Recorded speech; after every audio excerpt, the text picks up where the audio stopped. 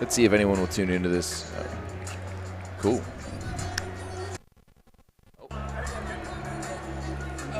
Ooh.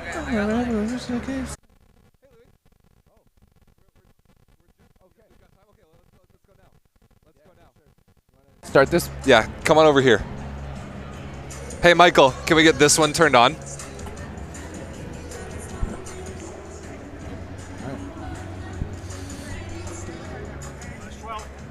Okay, and then can you cut scenes? I think we're good to go.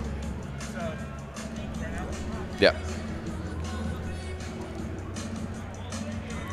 All right, boys and girls, what's going on? Welcome. Welcome to Austin, Texas at the 2023 First Point Collegiate Challenge. My name is Rob St. Clair. That's Everett Delorme. We're joined by a very special guest while he has time, Mr. Justin Lui.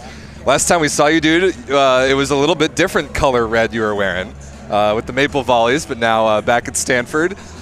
Congratulations on the win, first of all. Just beat Lewis 3-1. You took a little spill there earlier. You feeling okay? Yeah, I mean, I think it was the end of the first set. Yeah. It was like 2019 or something like that. Yeah. Ran into a pool. But I'm feeling Happens. okay now. Yeah, happens in life libero, you know. I'm feeling okay now. Just put some, what's that, like hot rub or whatever on it. Yeah. Perfect. Feeling good. Little Tiger Bomb, you're good to go, right? Another match tomorrow. Yeah, absolutely. I'm just glad you didn't hit your head. That's what I was most worried about, right?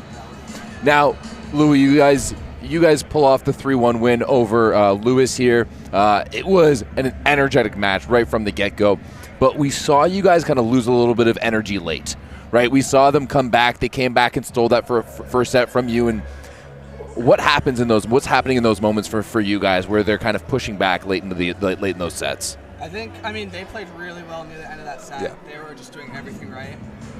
And so at the end of the first set, we kind of knew it was a battle and that we had control in that first set. Even though we lost, we felt like we were still like winning that match. And I think we just carried that mentality out to second, third, and fourth, and just knowing we have control and doing what we're doing, and that we come out with the win. Yeah. It's been cool to watch NCAA ball really up close in person this event, because the last volleyball I really saw in person was Nations League. And obviously there are some differences. Everett's seen it at this level a little more recently than I have. But for a team like you guys, who has Stanford being not Canada, who has legitimate championship aspirations this year, what do you think the difference of a team like you guys is? A team like Lewis with a little bit less experience, or a couple, especially on the wings, guys who haven't really been there before. Tell me about the detail in every contact that you think your team, that I think saw from a distance, that your team has right now. Yeah, I mean, for the most part, after our program getting canceled and brought back, like we've had like a core group of 10 to 12 guys essentially, and I think we've kind of been able to grow that bond and trust each other, and we push each other in practice and on the court, and you can kind of tell how we communicate with one another. I think that kind of shows. And that kind of shows out on the court and all of our contacts and how we play with them. Yeah. I mean, you just mentioned it. This program 2 years ago was basically on the doorstep of being shut down. It was shut down. It essentially was. It was like an 11th hour decision to save those Stanford programs, and now you guys have started this year 5-0. Right, like that's a great start. Is this something that you think that you can go for? Like, are you guys looking for a championship this year? I think so. I mean, we also host conference championships, so we're fired up with that. And then just heading into, I think we got to play the rest of the season, see how that goes. But I think heading into postseason, we're really focused on sticking to our goal of making it to the national championship. How big is your freshman Theo Snooey going to be into that? I mean, I know I asked you at the beginning of the game, you know, who should I watch for? And you're like, man, like this kid's pretty good, and he was the player of the match tonight. What like he had 20 something? I know I have the stats right here in front of me, but I just didn't bother to look. It was pretty sweet. So 21. 25. 25 according to the Volley Station right. stats. These stats are fraudulent. Shout out to the Volley Station guys who provided way better numbers. But how big is he going to be for you guys this season? I mean, last year we didn't really have a true opposite. Yeah. And so that was tough. We had to create a whole new system in how we played. But with him now getting like 21 kills in a 4-set match, like that is going to be huge for us. That's points. And I think he's showing it throughout the season. Like his first 5 games, he's insane. Yeah. So, All right. Sorry, you go Yeah, ahead. how about Will and Kevin? And then the three of you in a serve reception unit against teams from all over the country. You're going to see a lot of service variety, especially in the preseason. And you kind of switching back to the molten ball after a summer with the Mikasa. What are you guys thinking about service you've read about now? Well, okay, just like looking at this right now, we only had one reception error. That's awesome. I think that's been like huge for us. Like I mean, this is something I brought back from Team Canada, but we don't overpass, we don't make reception errors. We keep the ball in play and we keep going. And I think with us three having experience playing with each other now for 3 years, it shows on the court and how well we are able to cross seams and pass very well as a unit. And that's that little detail that makes a huge difference. Fight off a good serve to 3 meters and go from there. All right, we know you got to go, but last question here. We watched a little bit of Penn State earlier. You guys got them tomorrow. They're a very good team. So are you. What do you expect from a really tough Nittany Lions team tomorrow night? I mean, just watching them briefly, they looked super versatile. Yeah. Like, every player was able to bring it. I think we just got to match that and sort of with our energy and our like connection as a team, being able to push in those moments because we know it's going to be a tight match. Awesome. Cool. Well said. Justin, thank you very much. Appreciate you. Thanks for chatting with us. Go ice that body. We know you took that hard knock, and we'll see you tomorrow. Thanks, bud. Have a good night. See you tomorrow. Awesome. Well, a great way to start off the show here, talking to Justin Lui. But thanks, Louie. That was great, man. We are here at the First Point Collegiate Volleyball Challenge, and it's been a fantastic, great first day. Talk to us, Michael. Everything good? Hey, awesome. Beautiful. Huge shout-outs to Michael Wooten. Michael Wooten, local Austin guy, helping us produce the stream. We got some way better cameras than Everett and I usually at a 9x9. I know that start was a little bit rushed because we had to get Louie in and out. But Everett, we're back, my friend. We are back. We're back. It's been less than a calendar year. Yeah. Right? But it's been, we saw each other in 2020. Now we're back here for the First Point Collegiate Challenge. 2 great matches today. Yeah, right? very good. Started off earlier with like 2 of the legends of men's volleyball in Pepperdine and Penn State. Penn State took that one 3-1, and then we had the same score tonight between Stanford and Lewis. Let's start with that Penn State Pepperdine game because that one was all Penn State early. It was. So set scores, Penn State versus Pep, 26-24, 25-18, 19-25, 25-14. So definitely a beat down there late.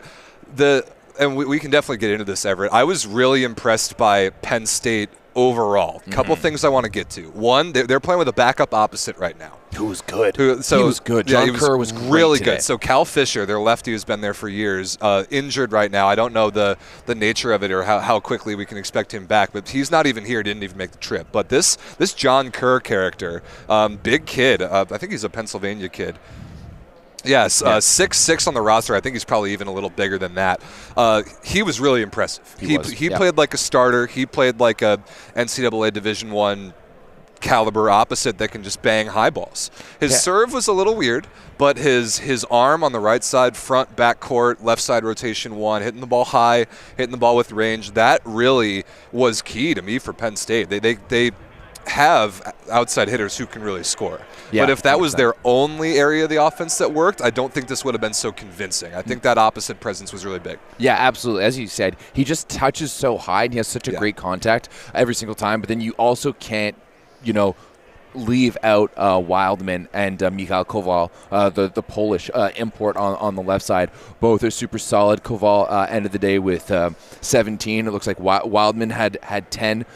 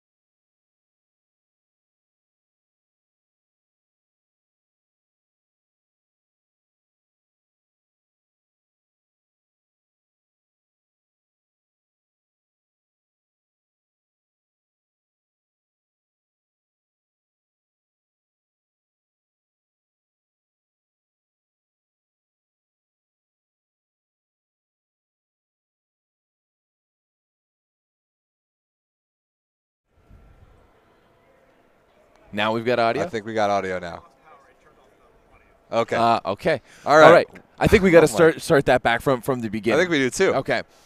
We were talking about the Polish import Michał Kowal, who's Penn State kid. Yeah. Penn State comes in from Resovia, and you were saying how you were surprised that a Polish kid would be coming here to play in the NCAA.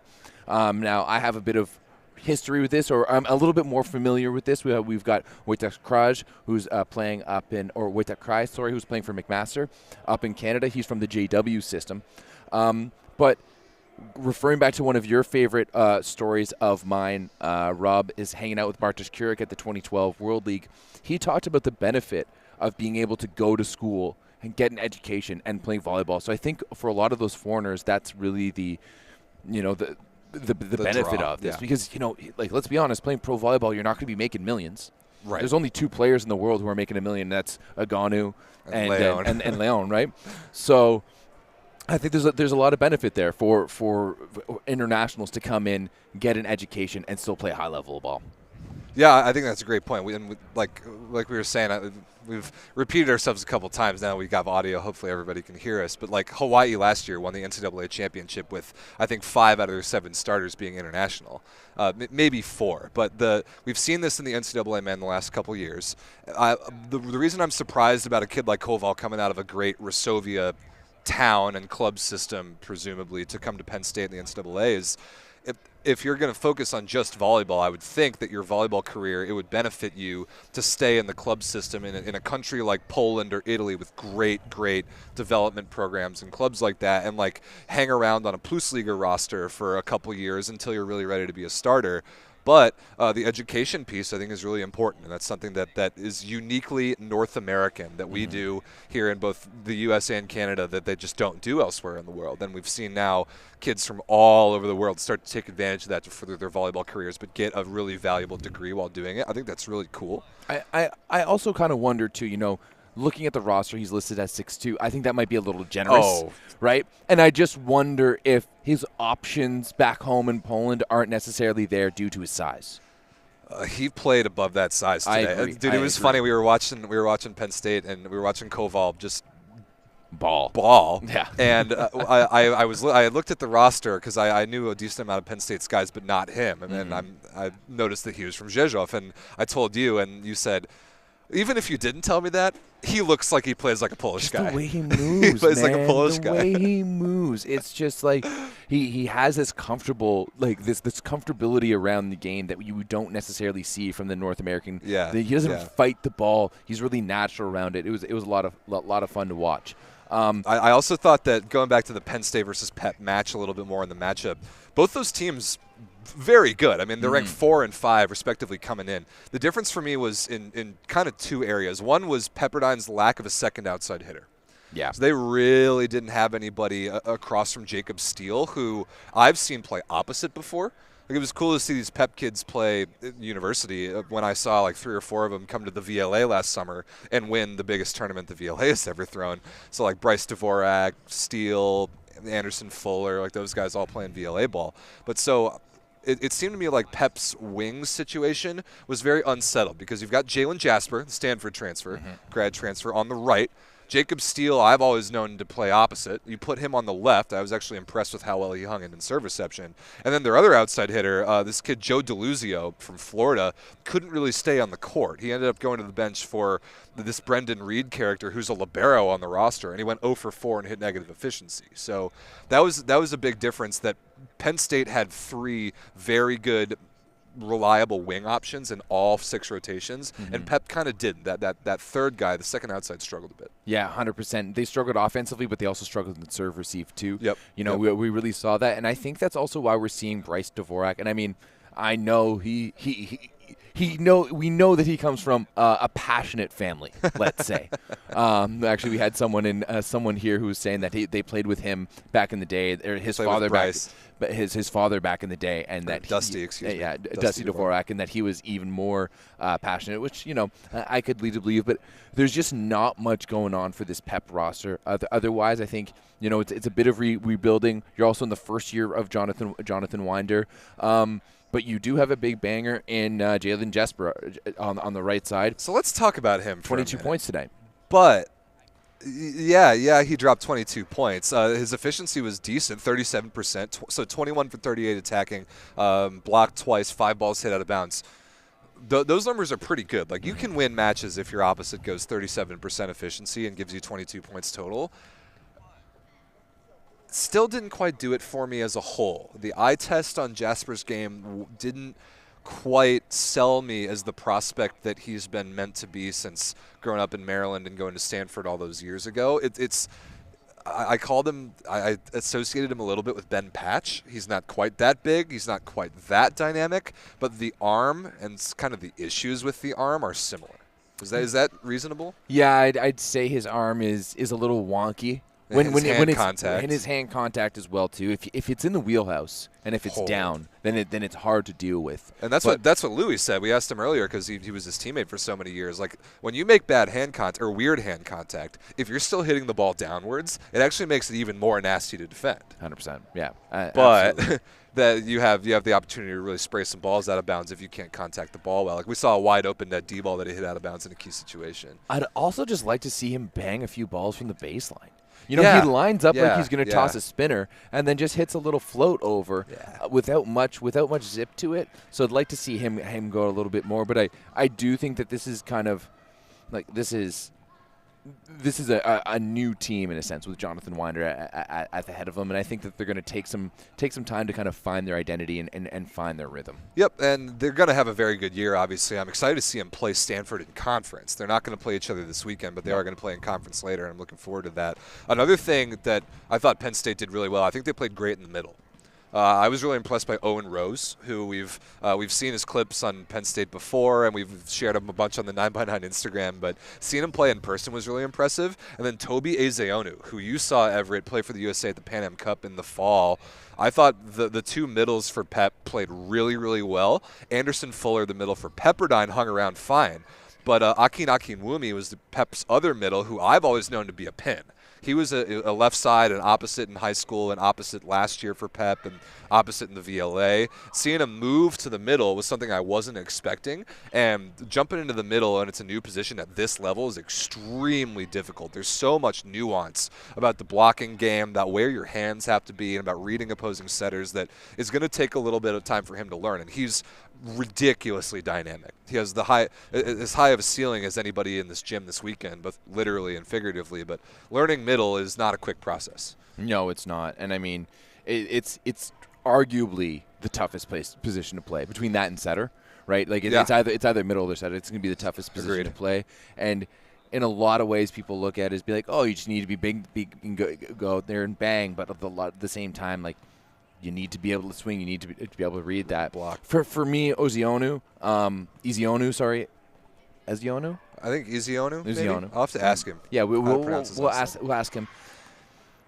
I'm 50-50 on him. I think he's super. Yeah, I think he's super physical. I think he's super physical. And he moves pretty decent. He was 50% efficiency today. 50% swinging to 10 for 20, no errors. Didn't get blocked. He actually ended up being one of the top middle blockers at the Pan Am Cup for the Team USA B team this summer that I was at. But to me, that was very much due to how Quinn Isaacson led him. And we were not seeing Dvorak play with him in quite the same way. But at the same time, I think he's being forced a little bit more just because of those lack of options. Yeah, I like that. And we've got good setters, 4 good setters in this tournament. I thought Cole Bogner for Penn State played great. Yeah. I really liked his game. And Dvorak is a fun player to watch because he's really fiery. He's left-handed and he can turn and rip, and he can and he will. I love Dvorak's attitude. Yeah. I love a fiery setter. I love who's going to. I think he's mostly that because there's a little bit of lack around him, both in terms of talent and skill, but also just in energy sometimes too. Yeah. So it's not always that you see the setter on a team be the energy guy. Mm-hmm. I would say that's kind of rare. The setter's got a lot of other things that he's got to take care of, but just Dvorak's game, and he wants to score. 100%. It was funny, like when he was either taking first balls in the front court or like weird situations, he was transitioning off to get set. Because that's how badly he wants to take rips at the ball. And they were giving him balls, and he was actually scoring. How many swings did he have? 7 in total. He went 3 for 7 with 2 errors. But you don't see your setter taking 7 swings, and these are swings. These are not setter dumps. No, Like yeah, he's trying to rip the ball. Yeah, he's got a good turn and burn. He's a lefty. Yeah. Like I like him a lot. So I think that's something that is really going to have to be a part of Pepperdine's offense too, just because of their lack of left side talent. And that'll make Jasper's job easier if he's going to have to. How many balls did he take today? 38 swings, by far the most on his team. If he's going to have to shoulder that load, it actually is really nice to have a setter in the front court who can turn and bang and give him one-on-ones or one-on-nuns out of the back row. I think anything can help there. But this was the highest ranked combined ranking match that we're going to see this weekend with 4 versus 5, and I was very impressed by Penn State. I did not see really any weaknesses. The only thing I noticed early was they have a new libero in the mix. This kid Ryan Merck, who I know personally. His older brother Colin was a first-team All-VLA libero last year, plays for the Chicago Icemen, and so Ryan Merck, an amazing outdoor player actually. Nice. He can jump, he can play beach. But his kind of cutting his teeth at starting libero, and there were a couple freshman-looking. He redshirted last year. There were a couple freshman-looking plays from him early, but I thought he really settled in. He trusted his instincts on defense, and Penn State as a team passed the ball very, very well. 45% positive. That's Pep. 51% positive, 43% perfect for Penn State is actually amazing. Yeah. Those are really good numbers. 49% positive, 22% perfect for Pep on the night. Pep's at 5.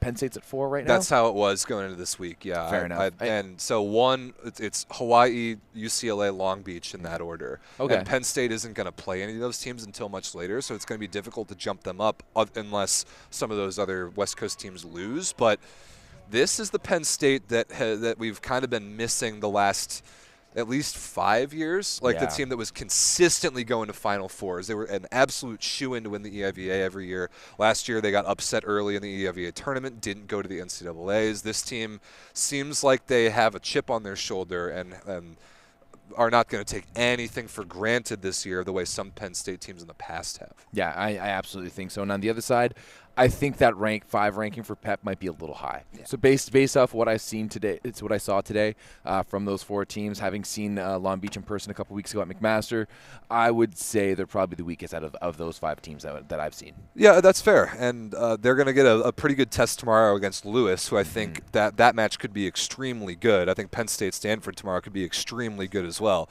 I'm excited for the mouthiness between those 2 teams because Lewis is a bit of a mouthy team. They've got an active bench. Ooh, point in the chat. Penn State plays Long Beach next week and UCLA the week after. I had no idea they were extending their out-of-conference schedule that much. That's amazing. Those are going to be fun games to watch. Those are absolutely going to. Wow. Absolutely. That'll really prove a lot. Thanks for that in the chat. We are looking at the chat, by the way, so let us know any questions or messages that you have. Now that I think we've got all our text sorted out, yeah, absolutely. Which is amazing. Let's talk about the other match today. Yeah, let's 100%. talk about Lewis versus Stanford. I'm going to put the stats in the chat here because this one to me, as soon as this match started, it was immediately a different energy in the gym. Yeah. It was immediate. Like you could tell that this was Stanford, a team who's coming in undefeated, 4-0 to start the season, and a Lewis team who's traditionally a powerhouse coming out of the MIVA conference, and they were here to play. They were here to ball straight from the get-go, and they didn't you can tell that they've got that farm boy mentality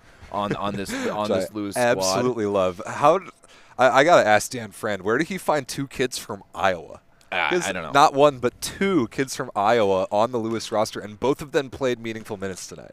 Does Iowa even support men's volleyball? I mean, I'm from Chicago. I know exactly where Lewis is in Romeoville. It's in the southwest suburbs. I know people that go to college in Iowa. I had never met a volleyball player that grew up in the state of Iowa. Never. I mean, well, now you're going to meet 2. So, but this Lewis team, I think, is legit. Yeah. They are good all around. They play as a team. I was really impressed by their setter, Kevin Colling. The way he runs the offense is very calm. He delivers the ball well. He's a threat on the offense, and I think they have options everywhere, right? Even when their right side went down, Christian Prayer, they had that first year come in. Yeah, the Norwegian kid. Yeah, Siver Drolsum from Norway. Cool. That's a good team out there they got in Lewis. So this is a different Lewis. I know this Lewis program decently well. This is a different Lewis team than the last maybe 10 years because they went all the way to a national final in 2015. They lost to crosstown rivals Loyola in 20-18 in the fifth or something ridiculous. One of the best championship matches in NCAA history. And all those years when Lewis has been really good, even up to like last year with Tyler Mitchum, they've had a banger. They've had, even when it was a middle in Mitchum, they've had one guy who you can chuck high balls to, or you can set 25 balls, or you can rely on that guy in any situation to get you out of a jam, to be your offensive workhorse. Ryan Coonan comes to mind. Yep. Everybody with the last name Petty comes to mind. Greg and Jay. Jeff Powell when they went on that national championship run to the final. Not anymore. They don't have that guy this year. And I met Kevin Calling over the summer. I saw him play a little bit in person, was really impressed. He's way bigger than he looks. It's a 6'8" setter we're talking about. And he's got a wingspan of like a 7-footer. Really, he's looking like Kevin Durant really out there. long. Yeah. Really, and that's what I'm saying. We got 4 awesome setters to watch this weekend. We really do. But I think this Lewis team kind of right now is greater than the sum of its parts. I'm not overwhelmingly impressed by any one of their wings individually, but they work together well. They've also got a libero from Texas, which is really cool. This Jason Gibbs kid, homecoming for him, playing back in Texas, which is rare. It's actually kind of cool to see a couple Texas kids in this event this weekend. Yeah. But Lewis will contend in the MIVA. I think Ball State's going to win that conference. But I think Lewis will contend in the MIVA. They still might be a year away from getting back to controlling the conference the way they have the last couple years. And I am curious to see them against Pep tomorrow. That is a match that both of those teams need to win. I think that they both can. But I really want to talk about Stanford. Well, let's just finish off with Lewis real quick here. 27% efficiency as a team on the night. They were led by Max Roque on the left side with 18 points. He's the Iowa kid. He went down briefly, landed weird in the second set, came back in. Is that? Yeah, that was him. Yeah, okay, yeah. He went out for a little bit. Yeah. Christian Prayer went out for a little bit. They actually had a couple little bang-ups. And you talked about their efficiency. I'm glad you brought that up. One of the things that I think separated Lewis from Stanford is decision-making, attacking out of system. Yeah. I've heard coaches at various levels. I think Benjo even told us this when we were talking to him for Team Canada over the summer, but I've heard this before.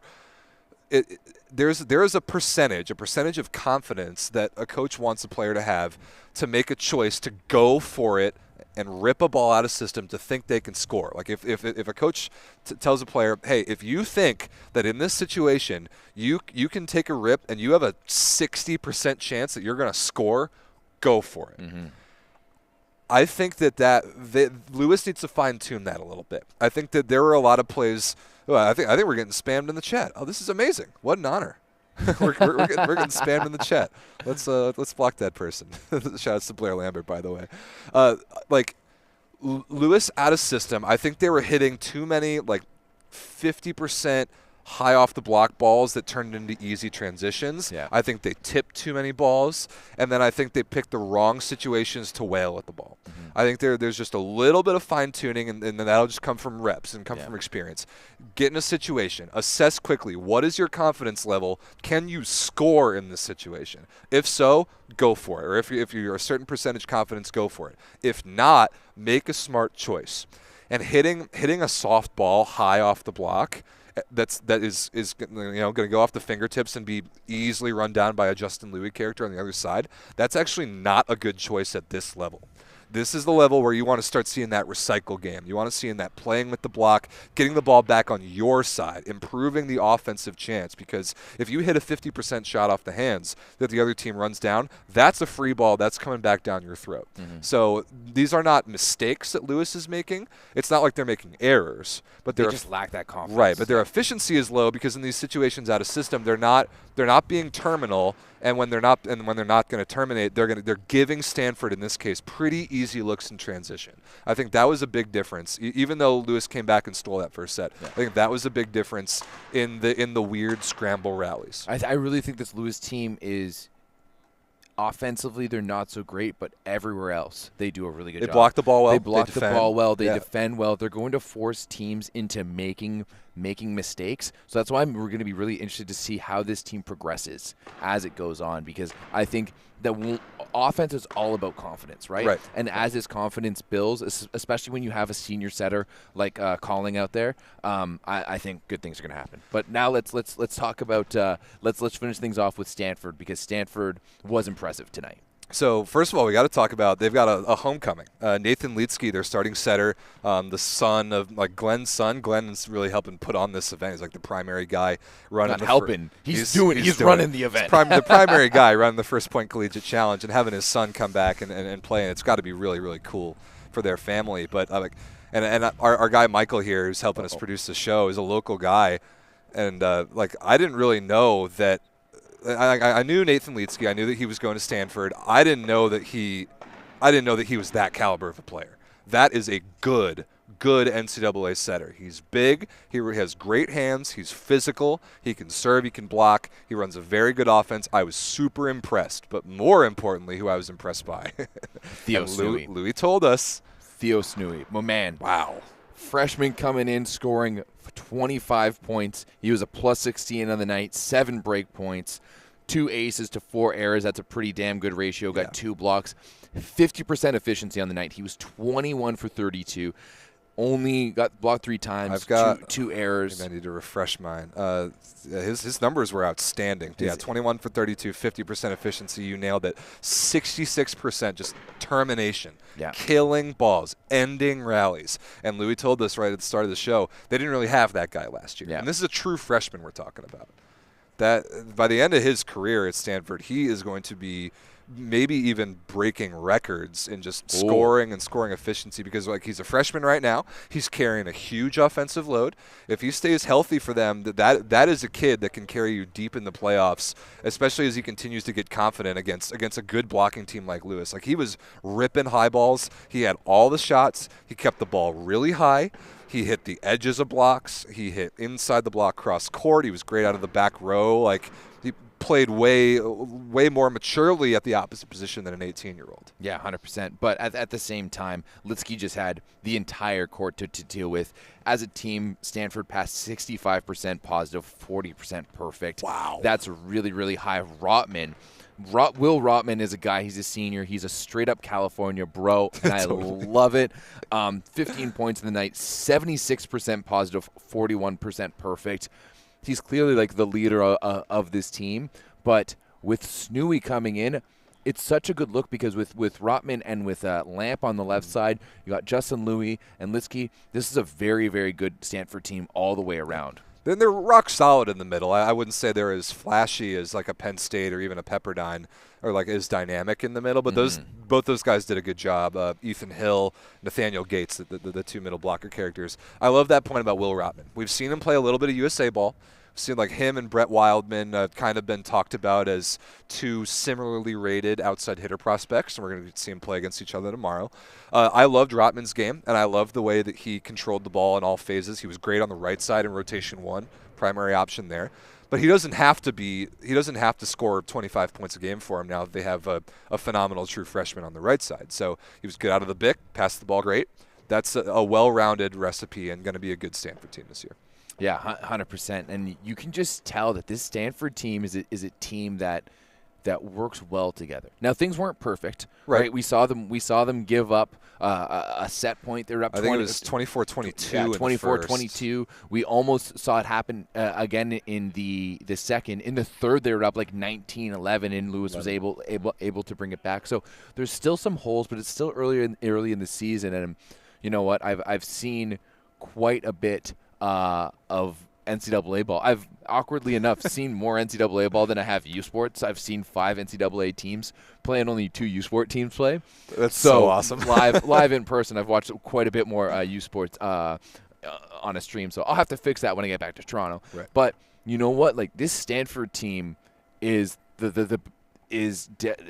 I don't know if they're the best one I've seen so far. Long Beach was quite good, but Stanford looked really good tonight, and you can tell why they're 5-0 to start the season.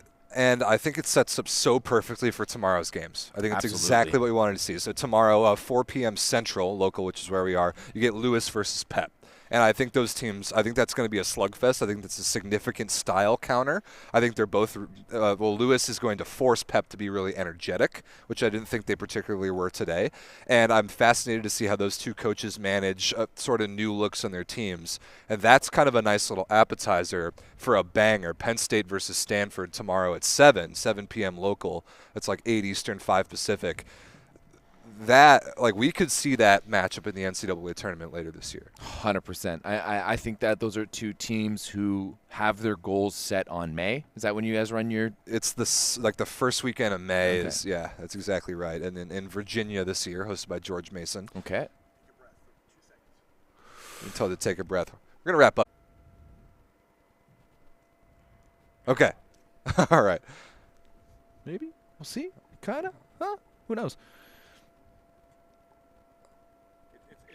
Yeah. Okay. It says excellent connection. Let's rock with it. All right. Good matches tomorrow. Yes.